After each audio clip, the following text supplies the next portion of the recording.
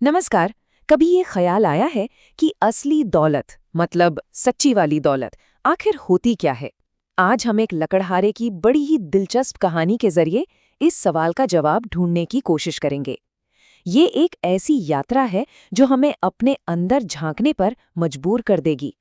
इस कहानी की शुरुआत ही ना एक बहुत गहरे विचार से होती है। ये हमें याद दिलाता है कि असली खोज कहीं बाहर की दुनिया में नहीं, बल्कि हमारे अपने अंदर की गहराइयों में ही छिपी होती है। तो चलिए कहानी में चलते हैं। हमारी कहानी का हीरो एक बिल्कुल साधारण सा लकड़हारा है। उसकी जिंदगी एकदम तय ढर्रे पर चलती थी। रोज सुबह जंगल जाना और लकड़ियां काटना। और उसी जंगल में एक महात्मा सालों से बस चुपचाप ध्यान में बैठे रहते थे। उनकी आंखें सब कुछ देखती थीं, उस लकड़हारे के हर दिन के काम को भी। सोचिए, उसकी जिंदगी कैसी होगी। रोज सुबह उठना, वही जंगल, वही पेड़, वही काम। ये काम उसे विरासत में मिला था। उसके पिता भी यही करते थे। उसने कभी सोचा ही नहीं, कभी सवाल ही नहीं किया कि क्या इसके अलावा भी कोई दुनिया हो सकती है।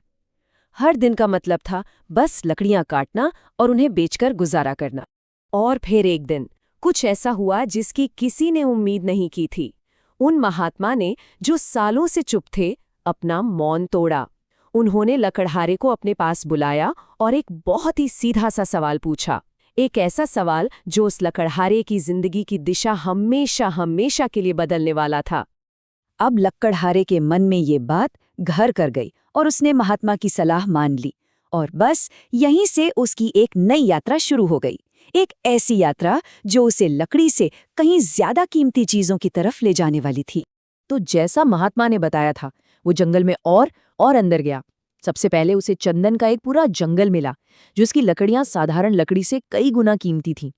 फिर वो और आगे बढ़ा तो उसे चांदी की खदान मिली, फिर सोने की, और आखिर में हीरो की एक जगमगाती हुई खदान। हर नई खोज के साथ उसकी दौलत तो बढ़ती गई, लेकिन पता है क्या हुआ? जंगल के साथ उसका रिश्ता उतना ही कमजोर होता गया। यहाँ देखिए, ये बड़ा दिलचस्प है। ये दिखाता है कि कैसे दौलत ने उसे उसकी जड़ों से दूर कर दिया। सोचिए, एक वक्त था जब वो रोज लकड़ी के लिए जंगल आता था, और जब उसे हीरे मिल गए तो वो 2-3 साल में बस एक बार आता था। उसकी पूरी जिंदगी, उसकी आदतें, सब कुछ बदल चुका था। अब कई साल बीत चुके थे। वो लकड़हारा अब लकड़हारा नहीं रहा। वो शहर का एक बहुत अमीर आदमी बन चुका था, और पैसे के साथ साथ थोड़ा घमंड भी आ गया था। सालों बाद जब वो जंगल लौटा तो महात्मा ने उसे फिर से बुलाया, लेकिन इस बार माहौल में एक अजीब सा तनाव था। महात्मा ने उसे फिर से वही सवाल पूछा, लेकिन इस बार बात कुछ और थी। लकड़हारे को ये सवाल अपनी बेइज्जती जैसा लगा। उसे लगा कि महात्मा उसकी कामयाबी को छोटा समझ रहे हैं। बस ये सुनना था कि उसका पारा चढ़ गया। वो गुस्से से चीख पड़ा, मैं अपने शहर का सबसे अमीर आदमी हूँ और आप मुझे मूर्ख कहते हैं। उसे पूरा यकीन था कि दौलत की इससे बड़ी कोई मंजिल हो ही नहीं सकती। लकड़हारा तो गुस्से में था, लेकिन महात्मा, वो बिल्कुल शांत रहे। उन्होंने बस अपनी आंखें खोली और एक शब्द कहा, मूर्ख। ये एक शब्द उसके घमंड के पूरे महल को गिराने के लिए काफी था। लकड़हारा एकदम हक्का बक्का रह गया। गुस्सा भी था, हैरान भी। भला हीरों से ज्यादा कीमती क्या हो सकता है? उसने लगभग मांगते हुए कहा, बताइए मुझे, क्या है उस खदान के आगे? उसकी आवाज में अब गुस्सा कम और जानने की इच्छा ज्यादा थी। उसे अब सच जानना ही था, शायद सिर्फ ये साबित करने के लिए कि वो सही था और महात्मा गलत। एक लंबी गहरी खामोशी के बाद महात्मा ने जवाब दिया। एक ऐसा जवाब जिसने लकड़हारे की सोच को, उसकी पूरी दुनिया को हिलाकर रख दिया। उन्होंने कहा, हीरो की खदान के आगे मैं हूं।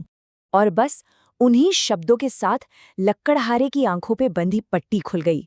उसे समझ आया कि असली खजाना तो कोई चीज, कोई सोना, चांदी, हीरा है ही नहीं।